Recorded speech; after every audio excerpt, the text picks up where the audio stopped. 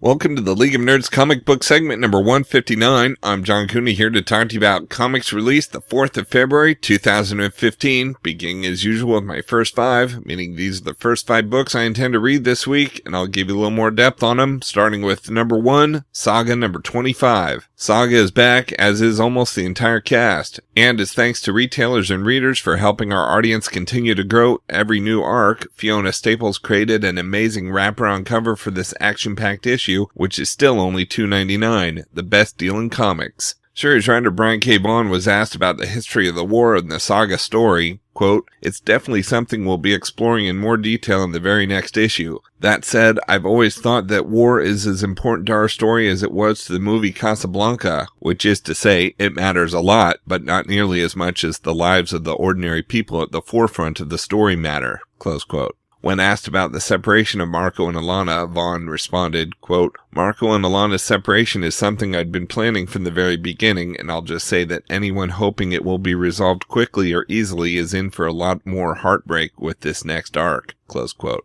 And of this issue specifically, Vaughan said, quote, "New characters designed by Fiona, strange new worlds, and Lion Cat and his friends embarking on an epic quest for dragon sperm. What more could you ask for from a 25th issue, other than no gimmicky variants and a badass wraparound cover from Fiona at no extra cost? See you in February." Close quote. At number 2, we've got Hawkeye number 21, the finale, part 1, David, Clint, Barney, the building, the tracksuit Draculas, the clown. Ever seen Rio Bravo? Check it out, it's pretty good. Series writer Matt Fraction spoke about the conclusion of the series. Quote, "Our last 2 issues are the resolution of the story about the Battle of the Building. The first one is called Rio Bravo and the last one is called El Dorado. It's the final showdown with the gangsters and this grease-painted psychopath that has been picking apart at Team Hawkeye like a sick child tearing the wings off of a fly. If you've seen the movies Rio Bravo and El Dorado, you'll get what we're talking about. Rio Bravo is a movie where a cadre of good guys is holed up in a building fighting against a bunch of bad guys." Close quote. At number 3, we've got Star Wars number 2, the greatest space adventure of all time continues, the Rebel assault on Simoon 1 continues, Luke Skywalker cornered by Darth Vader, Han, Leia, and the others trapped. After selling more than 1 million copies, thanks in part to nearly 75 variant covers, Marvel's editor-in-chief Axel Alonso described the strengths Jason Aaron brings to the book. Quote, "Jason was our first choice right out of the gate. We knew he was a huge Star Wars fan, but we also knew that wouldn't come with baggage. A hallmark of Jason's work is his ability to get characters onto the playing field quickly and efficiently, establishing who they are and what they stand for, to drill down and get to the point. It was very important to us that Star Wars number 1 be exciting and accessible to everyone, from the hardest hardcore fan to the 1 or 2 poor souls who just came out of their sensory deprivation chambers who had no idea what Star Wars is. And we figured Jason gave us the best shot of doing just that. We told him to treat issue 1 like a sequel to A New Hope. The Death Star has just been destroyed. Luke Skywalker has just felt the first pangs of the Force. Darth Vader has some splaining to do." Close quote. At number 4, we've got Guardians of the Galaxy and X-Men Black Vortex Alpha number 1. The Black Vortex starts here. The Black Vortex, an ancient artifact imbued with immeasurable power, is now in the hands of Mr. Knife. With billions of lives potentially at stake, Peter Quill, the legendary Star-Lord, is going to have to dust off his thieving gloves. Writer Sam Humphries explained how the Black Vortex has remained hidden. Quote, "People are afraid of it. People are afraid to use it, to talk about it. When people get a hold of it, if they're altruistic and believe it should be hidden away, they definitely don't want anyone to know they have it, because it becomes a target that many people in the galaxy would go to any lengths to obtain. We saw that in issue number 5 of Legendary Star-Lord, with the Slaughter Squad coming in and slaughtering the chameleons just to get their hands on this object, with only an inkling of what it could do for them. This is an artifact that's existed almost as long as the universe itself. The first pages of Black Vortex Alpha, which I'm writing in Ed McGuinness's drawing, takes place 10 billion years ago, and you see the Black Vortex, who created it, and why. You also see the first person to become cosmically enhanced by the Black Vortex, and what that did to them, and what that did to their planet." Close quote. At number 5, we've got Superman number 38. An extra-sized special issue of the world's greatest hero brings in the new year with a new costume, new powers, and new friends and enemies. The epic team of Jeff Johns, John Romita Jr., and Klaus Janson conclude their first arc with twist after twist that will send Superman onto a new path and force Clark Kent to making a shocking decision. Plus, John Romita Jr. draws Batman. Series writer Jeff Johns discussed the new power, quote, "It's definitely the most destructive power Superman has. He's not exactly excited about it because it's so dangerous and there are consequences. It's not going to be suddenly he can levitate things. It's something that's going to be very unstable and something that Superman's going to have to deal with for quite a while," close quote. Rounding out the top 10 at number 6, we've got United States of Murder Inc. number 6. Here it is, the big reveal. Who is behind the assassination that sent the 5 families in America into chaos? And what will Valentine and Jagger do when they find out? Another explosive chapter of the new crime comic sensation from the award-winning creators of Powers and writer of Guardians of the Galaxy, Ultimate Spider-Man, and All New X-Men. At number 7, we've got Avengers 41, Time Runs Out.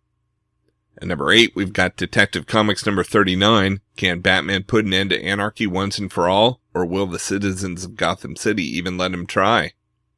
At number 9, we've got Ant-Man number 2, Ant-Man starting a new life, a bold new adventure, and you know what that means. He needs to borrow some money. Also, an old enemy returns. Kinda, sorta, maybe.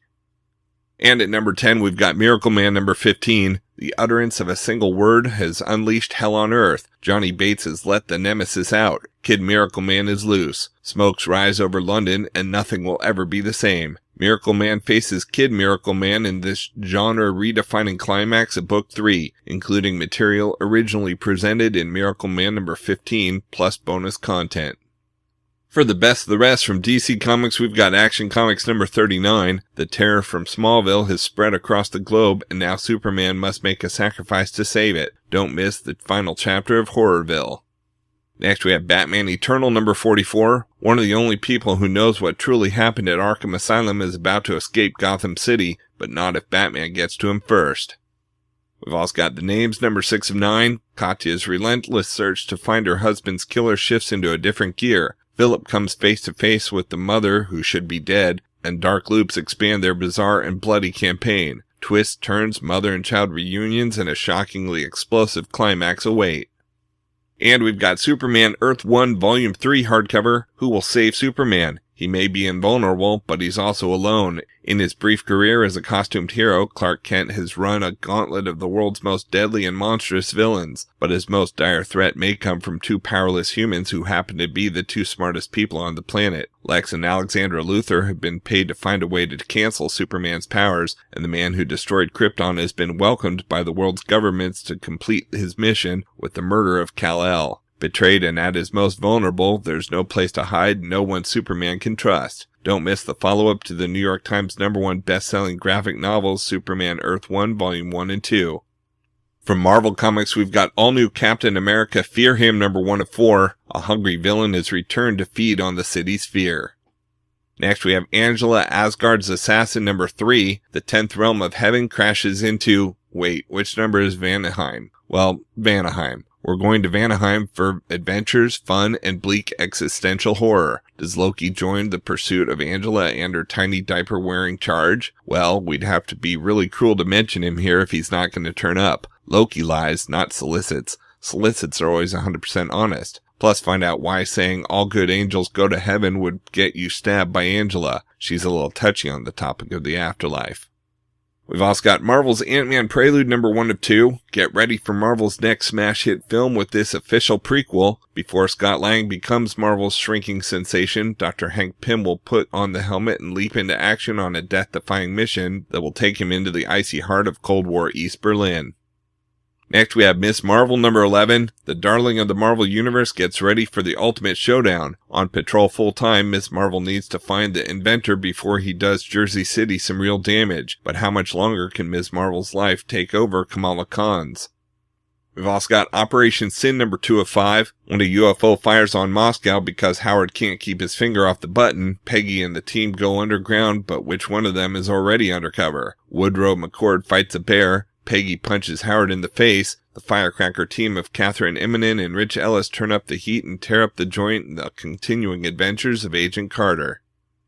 And we've got Wolverines number 5. The team from Paradise and the Wolverines team up for an assault on Mr. Sinister and his snowy fortress, but what surprises lay in store when they figure out the front door is actually the easiest way in. Sinister has more than plans for Logan's body in his lair, but how are the amazing X-Men involved in his plans for destruction and perfection? Special appearance by Fing Fang Boom.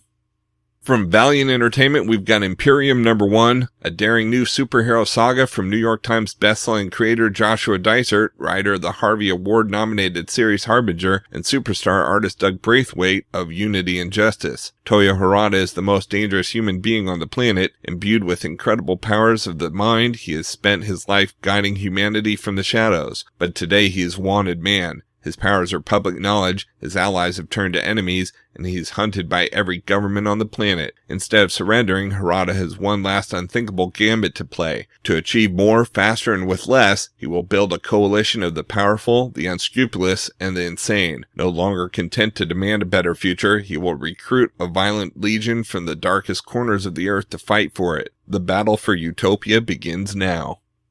And we've got X-O Manowar number 33. X-O Manowar has beaten the Vine, survived the Armor Hunters, come face to face with the Armorines. Now he faces an unimaginable threat, a threat from beyond the grave. The lesson needed to defeat them resides with his past and the greatest love of his life, Deidre of Dacia. But the last Eric knew of her, she was captured by the Roman legions and heading toward a slave camp. Her story, however, did not end there. Heavy hangs the head that wears the crown. Join New York Times bestselling writer Robert Venditti and rising star Rafa Sandoval for this special done-in-one jumping-on-point issue, revisiting a mystery ripped from the pages of X-O Manowar number 1. Out in trades this week, we've got Spider-Man 2099 Classic Volume 3, The Fall of the Hammer trade paperback, Return to the World of 2099. Just as Alchemax prepares to power up its new floating city of Valhalla, an all-new Thor appears, determined to claim the city for his fellow Aesir. But is this a thunder god worthy of the name? Judging by the way he's hitting on Miguel O'Hara's girlfriend, maybe not. It will take the combined efforts of Spider-Man 2099 and his future cohorts Doom, Punisher, Ravage, and the X-Men to uncover the truth about these apparent Asgardians before Thor brings down the hammer on the world of tomorrow. And even if Thor doesn't, Bloodsword will. Miguel might have to take refuge in cyberspace, even though that could spell the end of his secret identity. Collecting Spider-Man 2099 15 through 22, Ravage 2099 number 15, X-Men 2099 number 5, Doom 2099 number 14, and Punisher 2099 number 13. And we've got Spider-Man 2099 Volume 1 Out of Time trade paperback, web spinning out of Amazing Spider-Man. Miguel O'Hara is Spider-Man in the year 2099, but he's currently stuck in the present day. But here the evil future corporation Alchemax has just been formed, and Miguel has a chance to stop its corruption before it starts. However, Spider-Man 2099 soon discovers he's not the only one hoping for a better tomorrow. When his uneasy arrangement with Alchemax lands him in a war zone, Miguel must fight for his grandfather's soul, and when the Scorpion attacks and Moreland shows up hunting spiders, Miguel finds himself at the edge of Spider-Verse. Join Spider-Man 2099 creators Peter David and Rick Leonardi and artist Will Sliney for the most adventure you'll find this side of the 22nd century. Collecting Spider-Man 2099 number 1 through 5 and material from Amazing Spider-Man number 1.